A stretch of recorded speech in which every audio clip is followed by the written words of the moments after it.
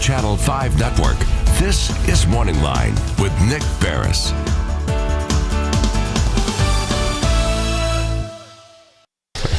Good morning, everyone. Thanks for joining us on MorningLine on this Wednesday. My guest is Davidson County Sheriff Daron Hall. Tough guy, top law dog in Davidson County, has a dog named Skittles. Okay. He told me that just before we went on air. But it wasn't his name. It was his son's name for the dog. I'm okay with all this. I think Skittles is a great name. I once had a parakeet named Skittles. Well, I dropped him off at daycare and on the way in this morning. So now, you would think, though, but I mean, Skittles, it's weird because this is a big bruising dog.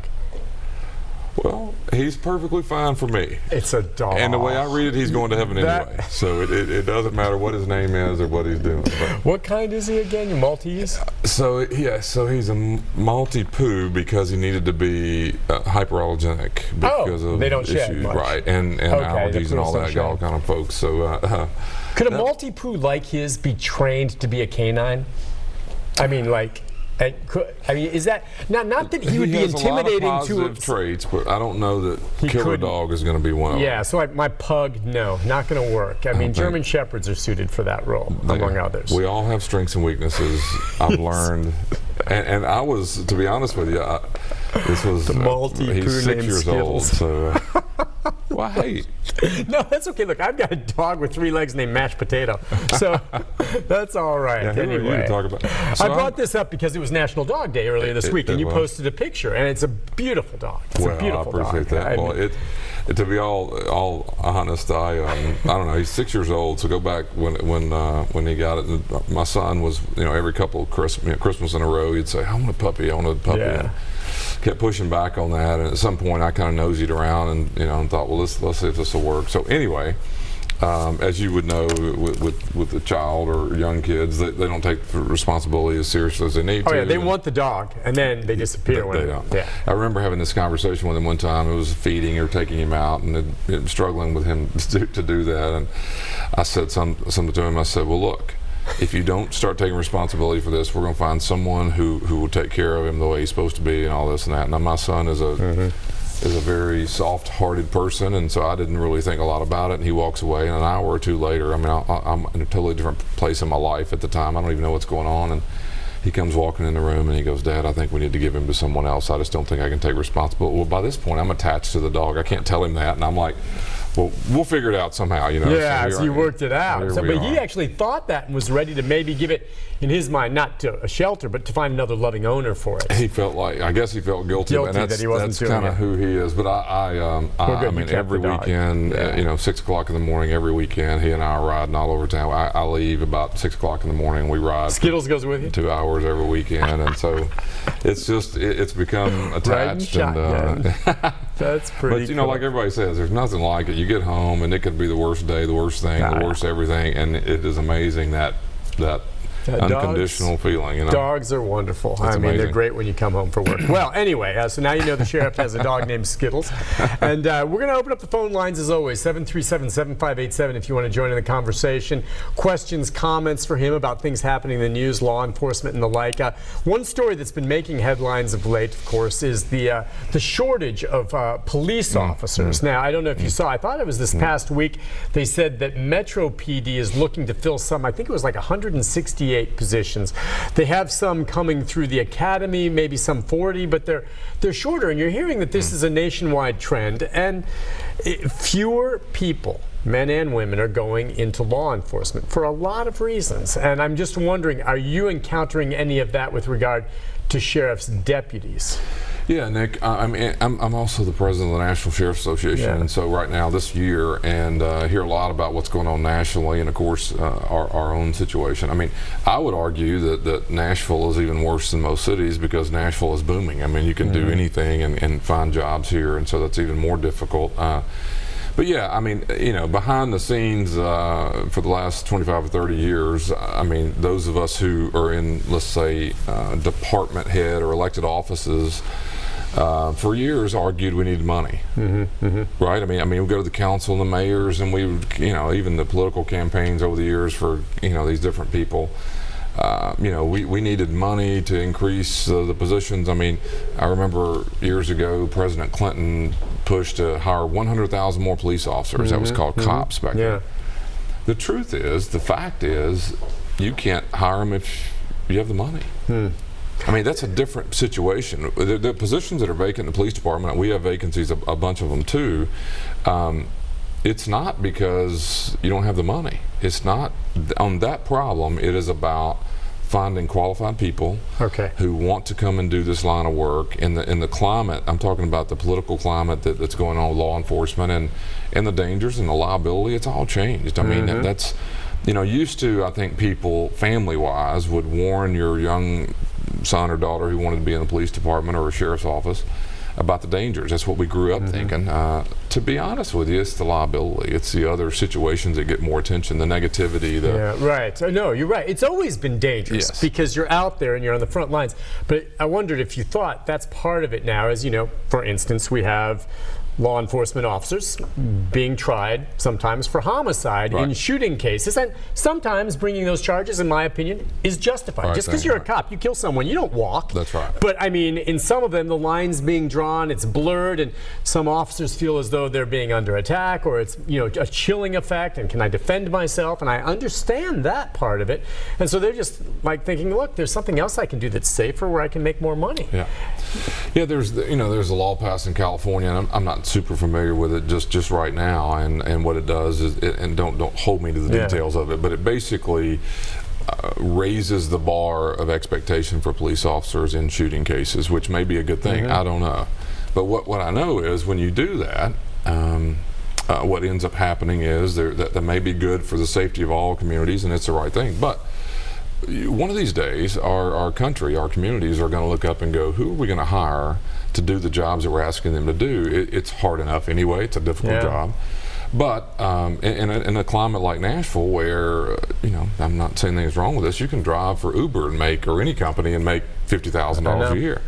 So would you rather drive around your car and let people go enjoy themselves, or would you rather drive around and be either shot at or the difficult situation? Law enforcement's a calling, I hope, and a lot of law enforcement officers I know are doing it despite all the problems, and they're under more scrutiny than ever before because it comes from the heart, and they wanted to protect and serve, and they're in this position now, and it's a calling. I don't know how many people are saying they're going into law enforcement because I just need a job and I know they're hiring. It's more of a calling, is it not? It was a calling to you. I mean, it's something. It's a noble profession. I mean, and I can imagine it's very satisfying in a lot of ways because you see firsthand helping people. I think that's true, and there's a lot of that in the core of it. There's a lot of over the years, family lineage through this line of work. Yeah, right. Runs in the family. Yeah. But I do find it interesting. I mean, it doesn't matter where I go or talk to people, that you do find it as it's going to be difficult. I'm just the next 10 years or so, because beyond the liability and beyond the danger, when I grew up, I mean, if you interview a classroom full of kids that were first graders, I'm guessing, half want to be astronauts, half wanted to be president of the United States, and there was some want to be a police officer. Firefighters or police officers, that's always there. I doubt that's there to the number we used to have it, because there is the impression that police aren't good people, law enforcement's bad. And that wasn't necessarily there 25, 30 years ago. That doesn't mean that there weren't bad police back then. It just wasn't exposed, maybe. The flip side of it is our country's very cynical. I mean, God knows, everything has critics now, and maybe that's healthy down the road too. But it's hard for me to imagine young people seeing it as the way I grew up and thinking of it as, I thought of it as something that people respected and looked up to, and maybe for reasons that police and law enforcement have hurt ourselves reputation wise. But I don't know. I mean, we talk about it all the time. We used to beg for money, now we're begging for people. I know. And I did a story, I think it was last week, where the sheriff in Macon County had some vacancies, and Red Boiling Springs has 5 officers. He hired 4 of them to go to the sheriff's department. Wow. Just like that. And I'm like, well, what did the police chief think of that? And he goes, oh, I hired him too. Just left one there. Now, I don't know. There's been talk of some politics behind the scenes and issues why, but the bottom line was the sheriff too said, look, no hard feelings. They applied. I didn't poach them. They applied and I hired them, and it was a better pay job. And until they hire new ones, I'm going to continue to send deputies there to help monitor and respond to calls in Red Boiling Springs. But he literally hired from a city in his own county 4 of their 5 police officers, including the chief. That's amazing. To move in. And it was just indicative. He's just like, look, I mean, all of a sudden, I go, why? And he goes, look, I had 4 people who are, like you said, qualified, certified, post-certified, coming to me, and it's hard to find that. What am I going to do? Say no? And again, they came to me, and if I don't, they may go somewhere else anyway. They know the area. I'm going to hire them. And all of a sudden, poor Red Bowling Springs, it was kind of like, where's our police department? We have one fellow left. The guy at the bottom of the chain bumped up to interim police chief just like that. It's kind of worked out for him. But it was that kind of desperation. I don't know. Now, do you hire from the PD sometimes, or just go the other direction? I'm sure it can go back and forth. Yeah, their officers make more than ours, and so I think it's $3,000 or $4,000. Usually that's a year. what it comes down to, money. Yeah, and we have more going to them obviously than coming to us, but we hire from we pull from everywhere. We have a lot of Department of Corrections people. Even we have a lot of other county law enforcement folks, and I think some of that's good because it moves around. I mean, I was having this conversation maybe a week ago, but I sound so old when I say this, but it feels like yesterday when you had to live in the county to work here. Now think about that. I mean, that was '96. You had to live in the county in which you work. Which I could see some wisdom in why they would do that. It's your own neighborhood, so it maybe means more to you. But think about what it would do to us now. I mean, the truth is, I was in favor of, I liked it when it was the county. I mean, half of our employees live out of the county now, half the government's employees, because they can't afford to live here. Yeah.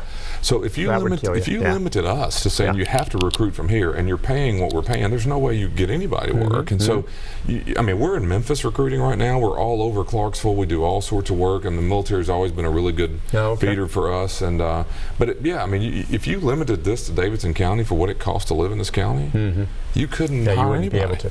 So it's thank goodness a lot of that's changed, but it's also now we're recruiting into Kentucky and everywhere else. Yeah. When truthfully, and it's still hard. The question is, then we'll take a break, and the question beyond that, and we'll take calls from viewers as well, is at what point does the lack of available candidates and the shortage get to the point where it truly develops into a public safety issue? I mean, some would say maybe you're already there, but at what point where if the PD in any city, be it Metro or others, or the sheriff's department, cannot attract and they're spread thin and this city continues to grow, at what point does that affect the safety of you and the public, and how do you address that? And then the whole issue of whether or not you start privatizing law enforcement and the issues that come along with that. Look, we'll take a break. We'll come back with more and his thoughts on that, as well as Joe and Cindy and others. If you're on hold, stay there. We'll get to your calls right after this.